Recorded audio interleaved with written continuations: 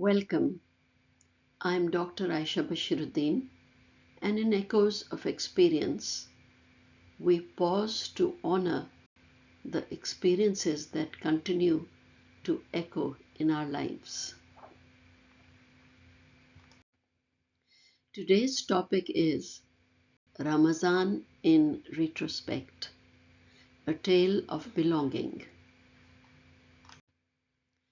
Looking back, I realized that the spirit of Ramazan lived in our home long before the sun began to rise. In those quiet pre-dawn moments, I would tiptoe into the kitchen, drawn by the soft clatter of my mother preparing sehri, midnight meal, for herself and my father.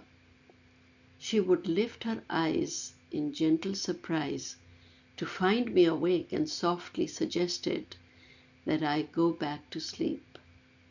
Yet I persisted, determined to be part of what the grown-ups were doing. Sometimes she would smile, yield, and set a small plate before me.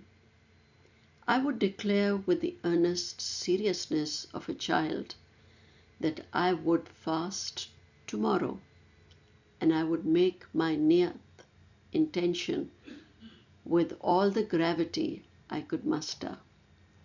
My father, amused by my enthusiasm, would tease that I could even keep 4 fasts tomorrow if I wished. His playful reminder that Allah cherishes intention as much as action. Those words stayed with me, a tender premise that intention matters as much as deed. I remember the days when 2 of my sisters were still at home, when the house felt full in a way only siblings can make it. During Ramadan, their energy multiplied before dawn. My younger sisters took it upon themselves to prepare sehri, bustling around the kitchen with a purpose that felt both admirable and mildly alarming at that hour. And then came the part I dreaded, waking me up. Subtlety was not part of their strategy. One abrupt shoulder shake, a no-nonsense call of my name, and a strategic blanket tug later, and my pretend sleep act was officially over. I would jolt awake, grumpy and disoriented, unprepared to face food at that hour. Yet, as the years pass in memory, I see how their persistence carried a deeper tenderness, a willingness to disrupt sleep, to include me in something larger than myself, something that mattered to all of us.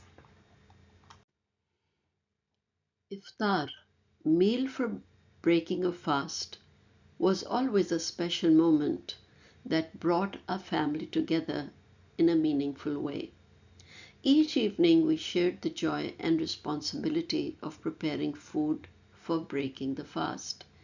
One sister crafting a snack, another cooking the main meal. We all had our assigned chores, and that sense of shared purpose made the experience feel even more connected and intentional. When prayer time arrived, our father would leave for the mosque with his friends, while we, the women of the family, prayed together at home. Those quiet moments of worship, followed by reading the Quran, deepened our sense of spiritual reflection and unity. One memory stands out most vividly. Every Ramadan, we would send an iftar tray to our neighbors. It was a beautiful expression of community and kindness that flowed in both directions, as we would also receive trays from them. Looking back, these traditions were never merely about food or routine. They were about faith, togetherness, and the warmth of sharing blessings with others.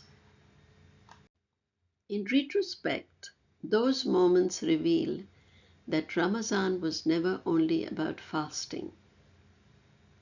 They were about belonging, being wrapped in the warmth of family, faith, and the gentle rituals that shaped our lives. They taught me that devotion often begins in small, tender steps and grows into a lasting sense of home. As we wrap up today's Echoes of Experience, I encourage you to take these thoughts with you and notice how they resonate with your own life stories.